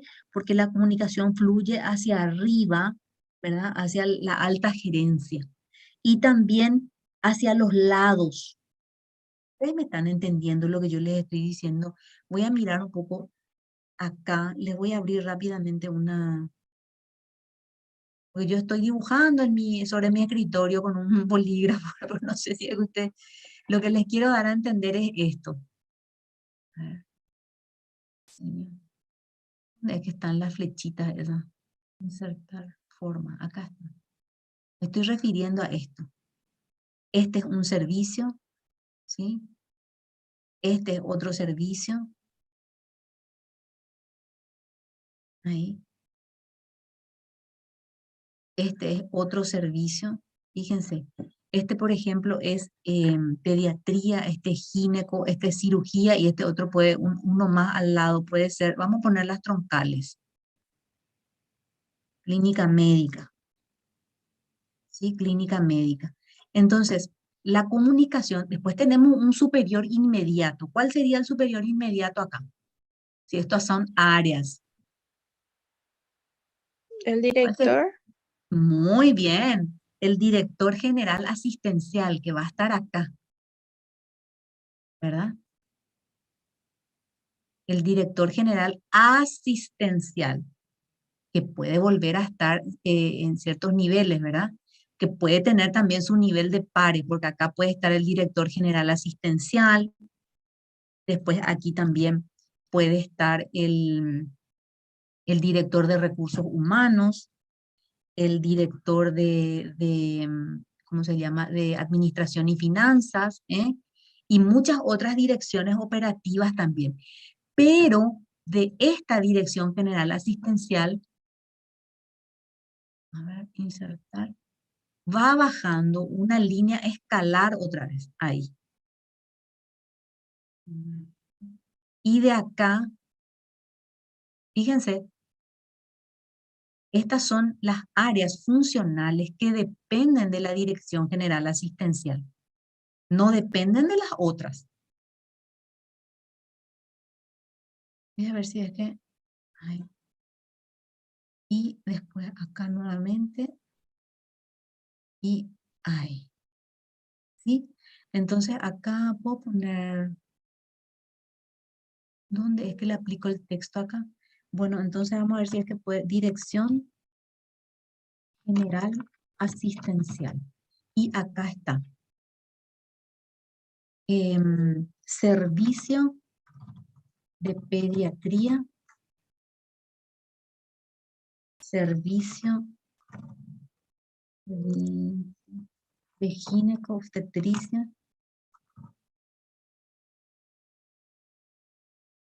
Servicio de Cirugía. Y es mucho más grande, o sea, del director general asistencial dependen una cantidad impresionante, ¿verdad? Solamente que en esto nos estamos centrando, servicio de clínica médica, hacíamos una. Entonces, fíjense, de esta dirección general asistencial depende todo este grupo y más, ¿sí? Y, digamos, encima de esta dirección general asistencial también puede estar otro nivel más alto, que es el nivel jerárquico más alto. Vamos a tratar de hacerle chiquitito para que pueda entrar, que es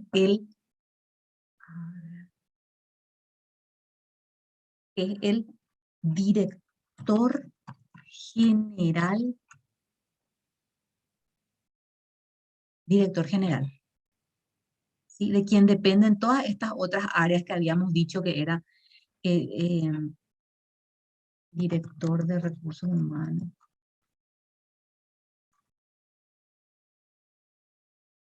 Director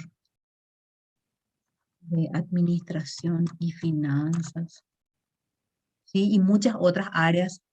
Y así es como, y la comunicación va fluyendo de abajo hacia arriba, ¿sí? La comunicación va fluyendo, a ver un poco, insertar formas, vamos a ponerle esta,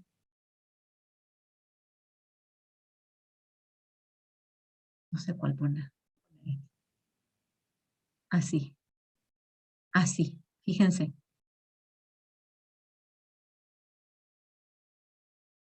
Ahí, de abajo hacia arriba, o de arriba hacia abajo. Y entre pares, ¿qué significa eso? Que el servicio de pediatría puede estar trabajando de manera conjunta con el servicio de ginecobstetricia, con lo que tiene que ver con los, ¿cómo que se llama estos? La parte de perinato y todo eso, ¿verdad? O sea que, por ejemplo, hay una embarazada que, bueno, que va a tener una criatura con riesgos, ¿verdad? Y entonces los ginecobstetras le atienden, los obstetras le atienden, y en el momento en que se recibe la criatura ya está un profesional del área de pediatría, y bueno, y entonces la comunicación se da entre, acá, entre pares, de manera horizontal, así. Fluye la comunicación, puede fluir así. ¿Entienden lo que les digo? Eso es lo que yo quería un poquito representar acá, cuando les estaba hablando. No se me fue. Pero eso básicamente es lo que les quería mostrar. Mira, vamos a seguir con esto. Entonces, y la descentralización de las decisiones, ¿cierto? La descentralización de las decisiones, ¿por qué? Porque el jefe de pediatría tiene autonomía para tomar decisiones en el ámbito de sus competencias. Lo mismo para el jefe de ginecobstetricia, de cirugía y de clínica médica, ¿sí? Lo mismo que el director general asistencial tiene autonomía, ¿sí? Para tomar decisiones de manera independiente sobre los subordinados que tiene bajo su mando, ¿sí? pero en algunas medidas también las decisiones tienen que ser conexas a ciertas cuestiones. Por ejemplo, si él quiere dotar al servicio de ginecobstetricia de ciertos equipos, lo que sea, tiene que indefectiblemente recurrir ¿a quién? Al director de Administración y Finanzas para preguntarle si hay rubros para poder comprar eso que se necesita. O si requiere de mayor cantidad qué sé yo, de personal, por ejemplo, de limpieza o de enfermería, tiene que recurrir ¿a quién? Al director de recursos humanos para ver si es que están dadas las condiciones para poder proveer eso. Entonces, cada quien tiene autonomía en los límites de su competencia, pero a veces las decisiones también son tomadas de manera interdisciplinar. ¿Sí? Bien. Volvamos.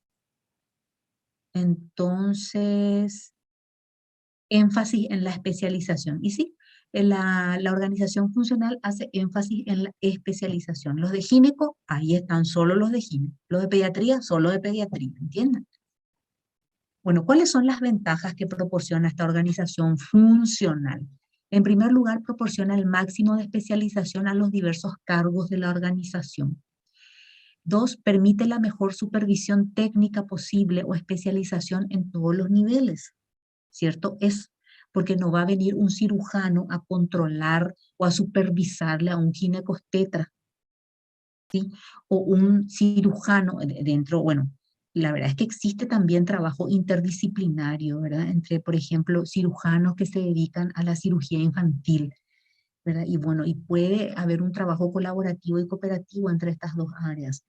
Pero lo que les quiero dar a entender es de que dentro de la pediatría hay otra vez personas que se especializan en la cirugía, en las cirugías. Entonces es un pediatra otra vez el que le va a ir a supervisar a ver si es que corresponde o no. Estamos. O sea, no puede venir un, qué sé yo, radiólogo a, a ejercer de supervisor de un médico de clínica médica.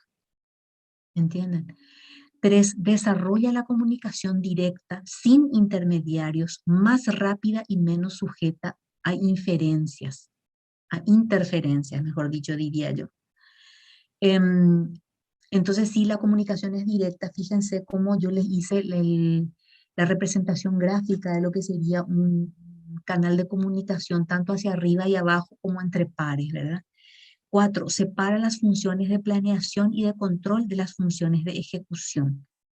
Sí, ciertamente se podría decir que al interior de cada área operativa hay alguien que planea, hay alguien que ejecuta y alguien que controla. O sea, todas esas funciones, valga la redundancia, se aplican dentro de una determinada área, ¿sí? Bueno, ¿cuáles son las desventajas de esta organización funcional? En primer lugar, dice que es la dispersión y por consiguiente pérdida de autoridad de mando, dice. 2, subordinación múltiple. 3, tendencia a la competencia entre los especialistas. Y 4, tendencia a la tensión y a los conflictos en la organización. Bueno, se podría decir de que sobre todo en los entornos empresariales se da eso. En los entornos de organizaciones sanitarias no es tanto. Pero en los entornos empresariales sí se puede dar estas desventajas. ¿Sí? Bueno, después tenemos alguna pregunta en relación a esta organización funcional. Ustedes van a leer después un libro que yo les voy a dar, pero eso va a ser seguramente ya en la próxima clase, para que puedan ir viendo cómo es que se desarrolla todos estos tipos de organizaciones y cuáles son sus características fundamentales, así como sus debilidades, ¿sí? Sus debilidades.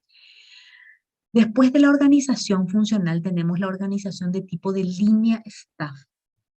Dice, la organización de línea staff es una combinación de la organización lineal y la funcional que maximiza las ventajas de ambas y reduce sus desventajas, aunque en el fondo predominan las características lineales. Entonces dice, existen órganos de línea de ejecución o de operación y órganos de staff, de consultoría, asesoría o incluso de prestación de servicios especializados. ¿Cuáles son las características? Función de la estructura lineal con la estructura funcional, lo cual permite la coexistencia de líneas o canales formales de comunicación y la prestación de asesoría funcional y la separación entre órganos operacionales de línea y órganos de apoyo, staff o asesoría. Permite la coexistencia de la jerarquía de mano y la especialización técnica. De mando tiene que ser, jerarquía de mando tiene que ser, no de mano. 3, separación entre órganos operacionales, o sea, ejecutivos y órganos de apoyo, asesores. Y la jerarquía versus la especialización. Aquí en las organizaciones de salud, no sé si suele existir este equipo de staff, o sea, el equipo de asesores. Porque más bien se adecua a las organizaciones empresariales, o sea, diferente a lo que es a las características de una organización sanitaria. En la parte de asesores o de asesoría, yo podría decir que en el ámbito de las ciencias médicas puede ser, por ejemplo, los comités de ética, de bioética, ¿eh? O un tribunal de ética, de bioética que dictamine sobre un determinado hecho o una situación, ¿eh? Entonces, digamos que esos son los asesores, los famosos comités. Pero que después vamos a ver que otra de las organizaciones también se estructuran específicamente con comités. Por eso que al final, la teoría general de la administración que hoy en día se aplica es una mezcla de todo un poco. O sea, todo lo bueno se trata de mezclar con lo bueno, ¿verdad? Y se va desechando las cosas que no resolvieron los problemas, ¿sí? Bueno, ¿cuáles son las ventajas? Oferta interna de asesoría especializada e innovadora, manteniendo el principio de unidad de mando, y actividad conjunta y coordinada de los órganos de línea y los órganos de staff. También dentro de lo que son los hospitales, siempre se tiene un ámbito de investigación, por ejemplo, o de estadísticas, por ejemplo. Entonces, esas son las áreas que se podría decir que son como de asesoría, en donde el director general asistencial puede solicitar información respecto de ciertas estadísticas y eso le va a ayudar a tomar decisiones. O le puede consultar, qué sé yo, generalmente son comités, reciben el nombre de comités, ¿sí? En los que se ampara se amparan estos directores para poder tomar decisiones. Desventajas. El asesor de staff es generalmente un técnico con preparación profesional, mientras que el hombre de línea se forma en la práctica. Sí. Por ejemplo, que tenemos un comité de bioética, ¿verdad? Y tenemos personas trabajando en el área de emergentología, ¿verdad? Entonces, el de ética está especializado quizás en la parte de bioética, y bueno, pero quien tiene que ver, el que tiene que estar ahí en el campo de batalla es el de emergentología, y a veces no hay una comprensión clara entre el profesional que tiene un nivel de formación académica y el otro que quizás no tenga ese nivel de formación académica, pero que tiene que estar ahí en planta lidiando con todos los problemas y que sabe per se, por sí mismo, los problemas que quizás ese especialista no puede vislumbrar porque no tiene ese conocimiento de campo. ¿Me explico? A veces hay incomprensiones y grandes incomprensiones entre ese que está ya asesorando y que no está en el terreno luchando, frente a ese que está en el terreno luchando y que sabe la realidad problemática y es tremendamente incomprendido por parte del staff, o sea, perdón, del nivel de asesoría, y el asesor de staff, ¿verdad? Entonces se suele suscitar ese tipo de situaciones. 2, el asesor generalmente tiene formación, acá está, académica, pero menor experiencia. El hombre de línea asciende en la jerarquía por la experiencia adquirida por los años. Nosotros los economistas tenemos una expresión, ¿verdad? A la que recurrimos cuando queremos significar ese hecho. Decimos evidencia empírica. ¿Sí? La evidencia empírica es la evidencia que se tiene a través de la experiencia en el manejo de ciertas situaciones.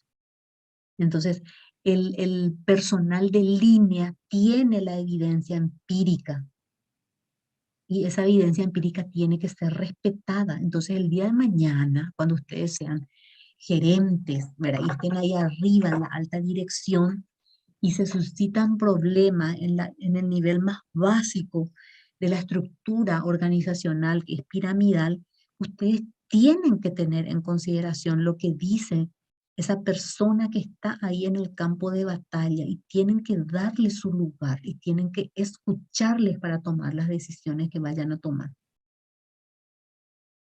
¿Sí? 3, el personal de línea puede sentir que los asesores quieren quitarle cada vez mayores proporciones de autoridad para aumentar su prestigio y posición.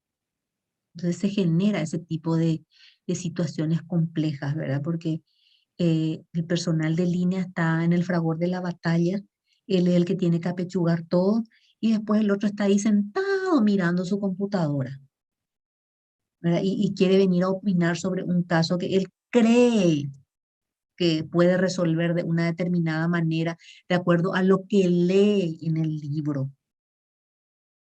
¿Sí? 4, al planear y recomendar, el asesor no asume responsabilidad inmediata por los resultados de los planes que se presentan. Claro, es una persona que hace una receta, que se sienta y hace una receta y le da a alguien para que implemente esa receta. Entonces no se hace responsable. ¿Quién se hace responsable? El que está ahí en el frente de batalla. Si algo sale mal, se le culpa al que está al frente de batalla. Y si sale bien, los créditos se le otorgan al asesor que fue el ideólogo de esa estrategia. ¿Sí? Bueno, y por último están los comités. Dice, un comité es un grupo de personas al que como grupo se le entrega un asunto para que lo estudie y tome decisiones.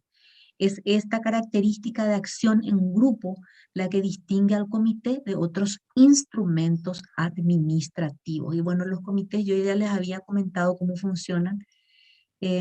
Comité ad hoc se suele decir también cuando surge un problema, un fenómeno problemático en un momento determinado y se constituye un comité ad hoc, o sea, rápidamente sobre el pucho, sobre el problema, se constituye un comité para que analice la situación, delibere el tema, tome una decisión y resuelva el conflicto o el problema.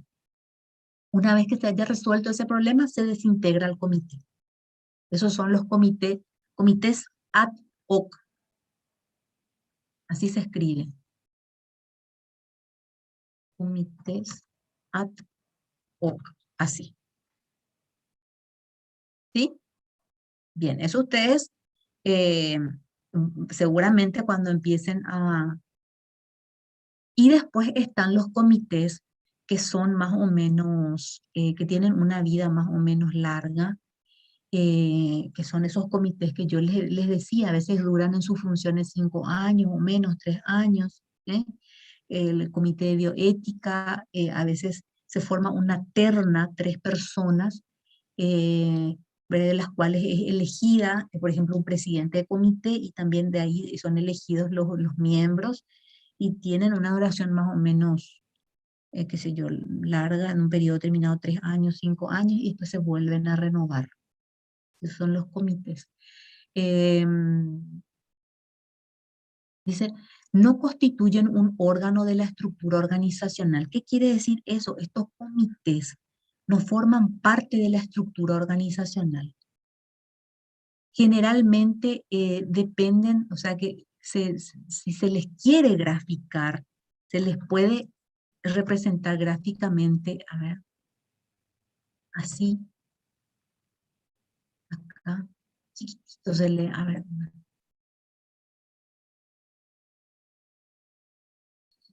así, y se les pone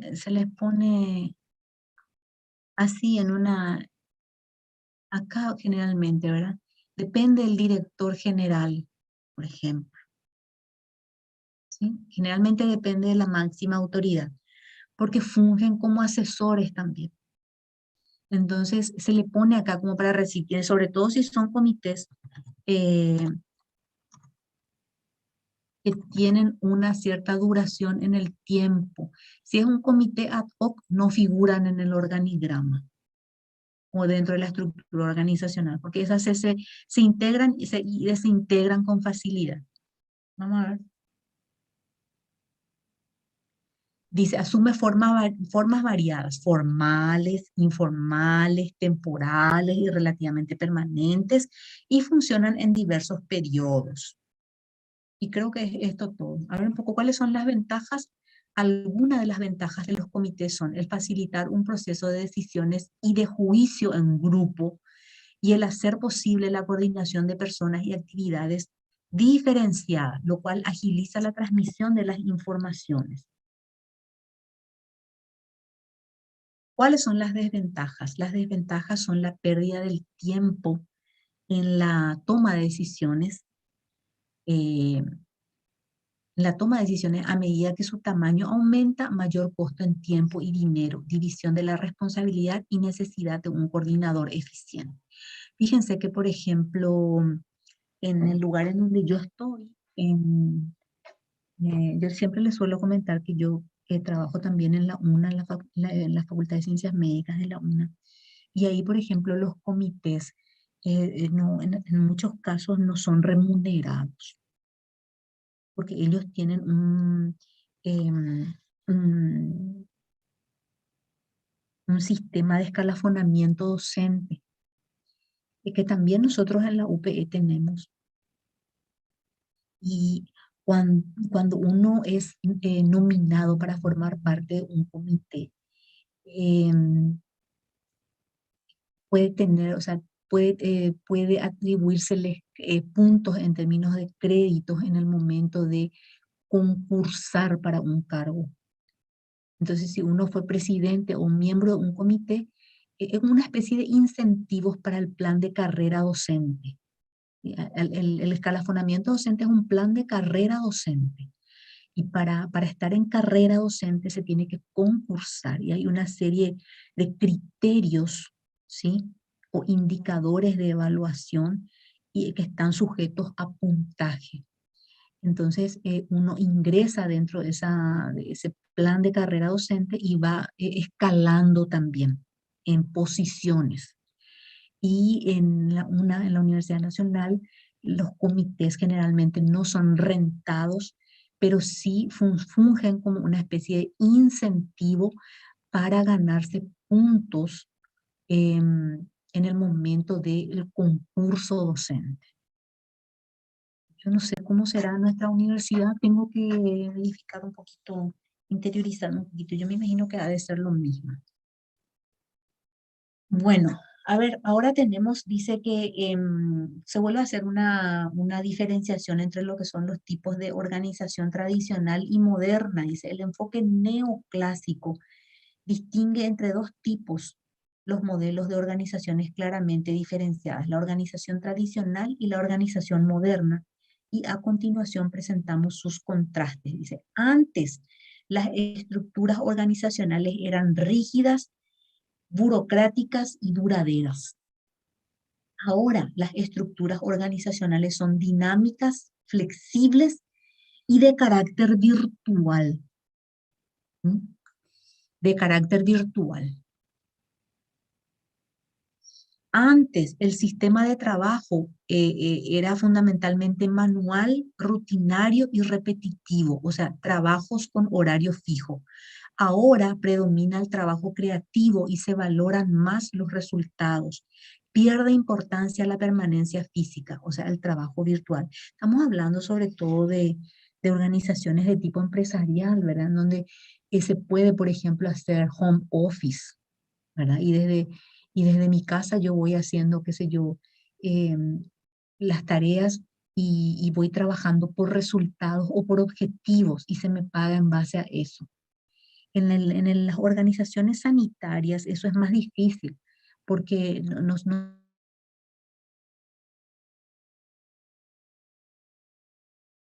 del médico o del personal de salud, sí o sí.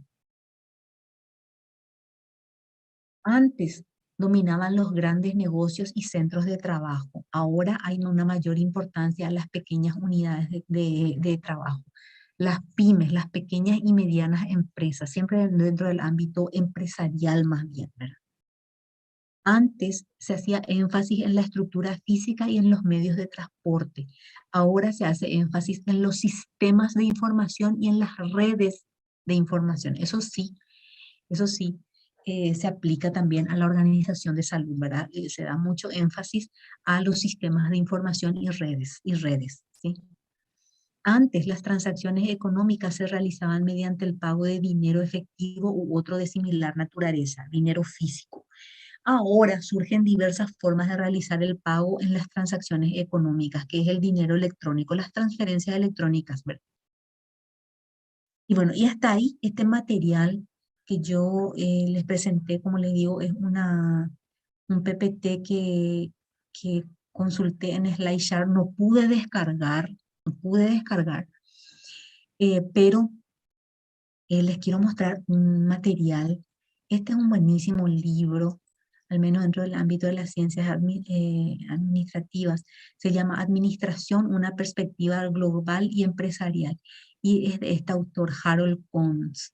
Y aquí ustedes van a poder encontrar el día de mañana, cuando ustedes sean eh, directores generales de un hospital, pueden consultar este libro porque les va a servir muchísimo para sus análisis organizacionales. Ustedes saben que desde el momento que ustedes sean nombrados como jefes de unidad, jefes de departamento, jefes de áreas, y lleguen a ser directores generales asistenciales o incluso directores generales de un hospital, van a sacarse su chaqueta de médico y se van a poner el traje de administradores.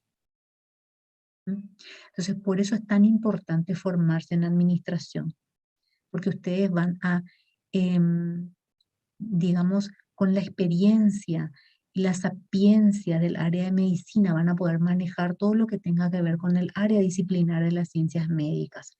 Pero va a ser un gran desafío para ustedes planear, organizar, ¿eh? Operar en términos de operatividad, estoy diciendo, no de operaciones quirúrgicas, de operar y controlar una organización en la que se les va a delegar la autoridad y la responsabilidad para combinar factores de producción, ¿sí? Entonces eso implica ya otro tipo de conocimientos, habilidades y competencias, porque ya no va a ser los conocimientos, habilidades y competencias de un médico, sino de un administrador, ¿sí? Entonces es muy pertinente que ustedes sepan cuál es la bibliografía a la que pueden recurrir en el momento en que se sientan desafiados por un problema o por un fenómeno problemático dentro de la organización y tienen que tener bases teóricas para poder tomar decisiones, ¿sí? Nosotros vamos a ir analizando, este es un buenísimo libro, cómo se hace la departamentalización, y bueno, una serie de cosas que es muy importante saber, eh, justamente por todas estas razones que acabo de esgrimirles. Bueno, chicos, nuestra clase prácticamente ya va llegando a su término. Eh, en la clase que viene vamos a seguir tratando este tema, vamos a hacer ejercicios sobre este tema. Así que me gustaría saber si es que tienen alguna pregunta sobre lo que hemos visto, se entendió, no se entendió, fue largo, profe, es argel, no da gusto, es aburrido, ¿qué? Quiero que me den su opinión porque para mí nuestra clase es un monólogo en el que yo nomás hablo. Se ve muy interesante, profe. Chulina, Keila. Keila, siempre, sabes que valoro mucho tu participación en clase, Keila. Así que te Profe. agradezco mucho. Y la participación de todos, espero que me hayan escuchado, ¿verdad? Espero que realmente les sirva en algún momento de sus vidas. Yo sé que sí, quizás ahora mismo no, pero cuando ya estén, digamos, cercando los 40 años, van a empezar a ocupar cargos de decisión, de mucha decisión, pues yo sé que ustedes van a llegar. Y cuando ustedes Profe, lleguen, se van a acordar. Sí, Denise, te escucho. ¿en dónde vamos a estudiar todo esto que hoy vimos? En el libro, justamente.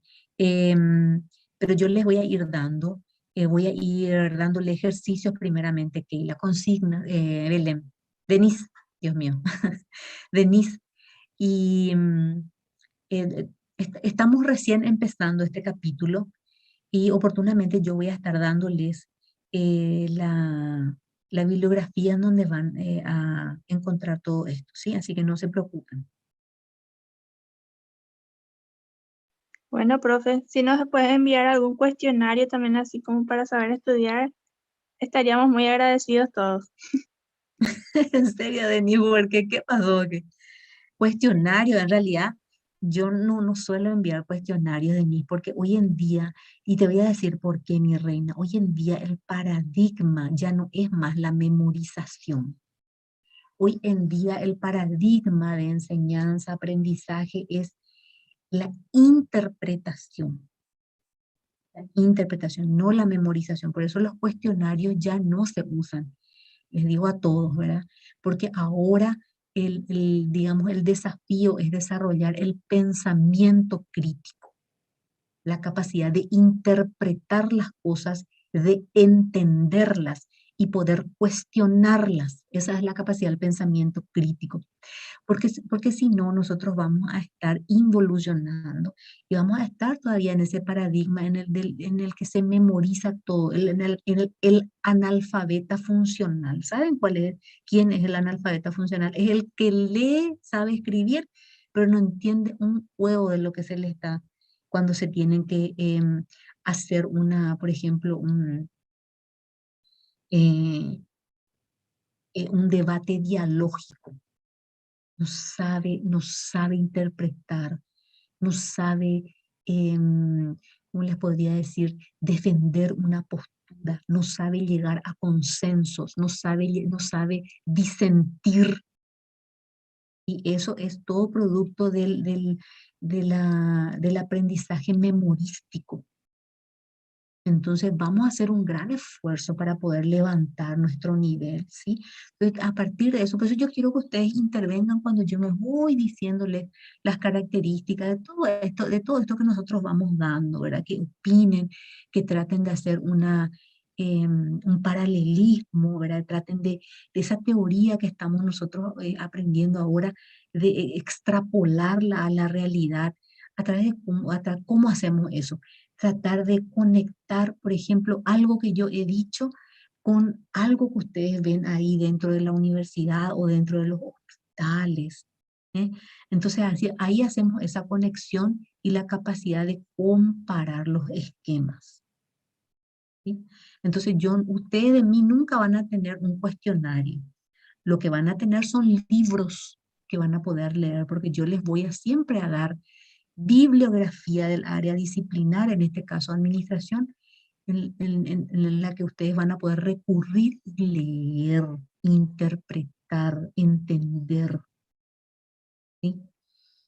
Entonces, yo les pido que ustedes hagan un esfuerzo también, porque hoy en día lo que ustedes están aprendiendo les va a servir para el día de mañana. ¿Sí? Alguien me escribió en el chat. Sí, No, profe. no.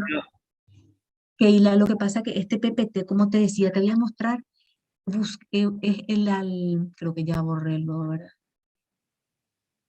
Este PPT saqué de la página slideshare.net y ¿sabes cómo le puse? Tipos de organizaciones. Lo que ustedes pueden hacer es entrar y buscar así mismo como yo hice. No puedo descargar, le voy a mostrar cómo me pide que pague. Antes no era así SlideShare. Me dice que tengo que pagar bola, esto es gratis durante 30 días. Mentira, yo ya probé varias veces. Tengo que pagar $8,99 por mes para poder acceder a todo este material. Y entonces, bueno, así son las cosas, cambiaron. Antes se podía descargar sin problemas y era gratis. Bueno, ahora SlideShare compró, o sea que ves que ellos venden sus, no sé, sus páginas, no sé cómo le puedo decir, que compró otra de estas organizaciones, ¿verdad? Y entonces ahora cobran. Tipos de organizaciones y pueden entrar en https:// bueno, ustedes ponen slideshare.net y les va a llevar a este sitio. Ahí van a encontrar un motor de búsqueda que es aquí y ponen tipos de organizaciones y les va a salir varios slides, varias presentaciones. Ustedes eligen esta que está totalmente en blanco o que tienen esta. Voy a mostrar un poco cómo me vino. Acá yo entré, tipos de organizaciones. Y me trajo. Sí, es que yo podía descargar, les puedo asegurar que les iba a enviar, como siempre. Lastimosamente en este caso no puedo. El Les link voy a no puede llamar. Vos pasar, estás profe. compartiendo ¿El pantalla. link? ¿Cómo? Vos estás compartiendo pantalla, profe. Ah, creo que dejé de compartir pantalla, perdón. Esperen, acá le había mostrado. ¿Verdad?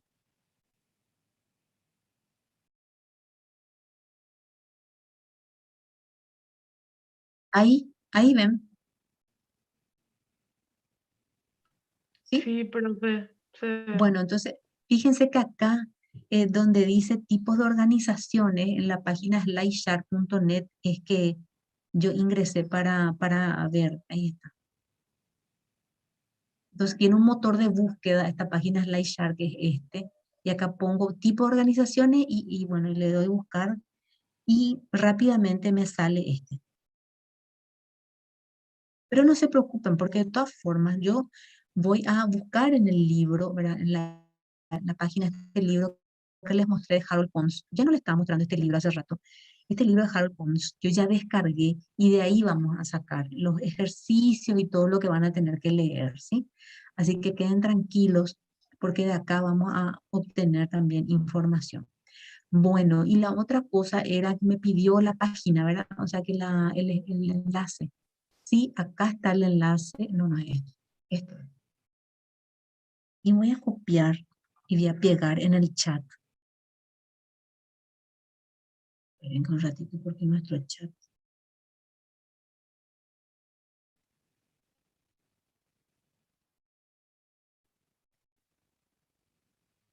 Ahí está. Ahí ya les mandé. Entonces ahí van a poder encontrar este material. ¿Sí? Y ahora lo que voy a hacer es llamar la lista. Esperen un ratito porque tengo que colocar aquí. Clase teórica. Un ratito esta partecita nada más. Voy a guardar. Y a partir de eso ya voy a poder llamar la lista. Bueno. Achucarro. ¿Está Achucarro? ¿No está? Añasco Jorge. Presente, profe. Antunes. Profe, presente Fabricio Chucarro. Ah, bueno. No, el micrófono no se activó, no, profe. Bueno. Presente, yo también, profe. Keila. Sí. Araujo Pedro Pablo. Presente, profe. Arias Machuca. Presente. Arrua Gaona. Presente, profe. Báez Cardoso. Presente. Báez Palacios. Presente. Báez Palacios Mercedes. Presente.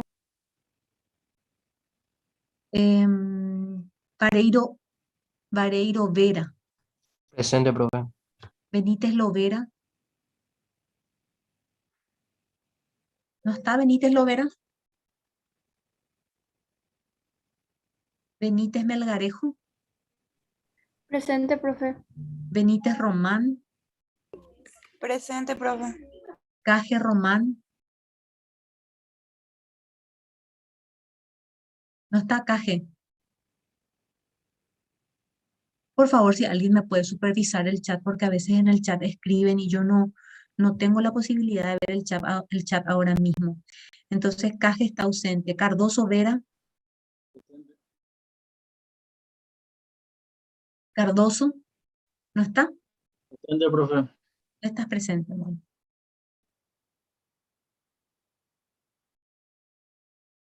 Chamorro González. Presente, doctora. Chena. Presente, profe. Duarte Aveiro. Presente, profe.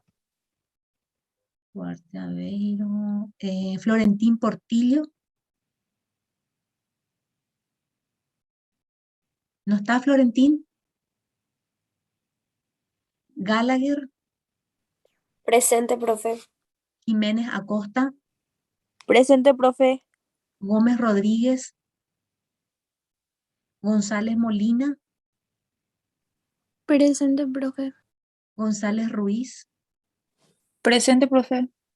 Hank Park. No, Presente. Hank Park, sí. Presente. Jara Ibáñez. Presente, profe.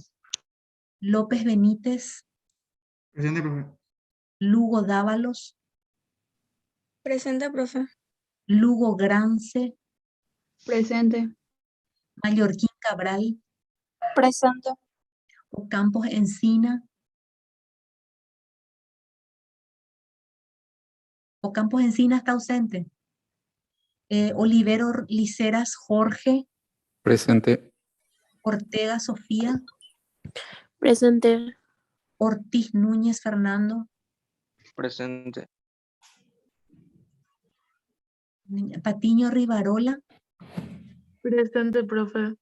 Pertile Urizar. Presente. Portillo Escobar. Presente, profe. Recalde Díaz. Presente. Recalde La Rosa. Presente. Sanabria Abogado. Presente, profe. Sánchez Miño. Presente, profe. Tilner. Tilner Jiménez. ¿No está Tilner? Villalba Jara. Presente.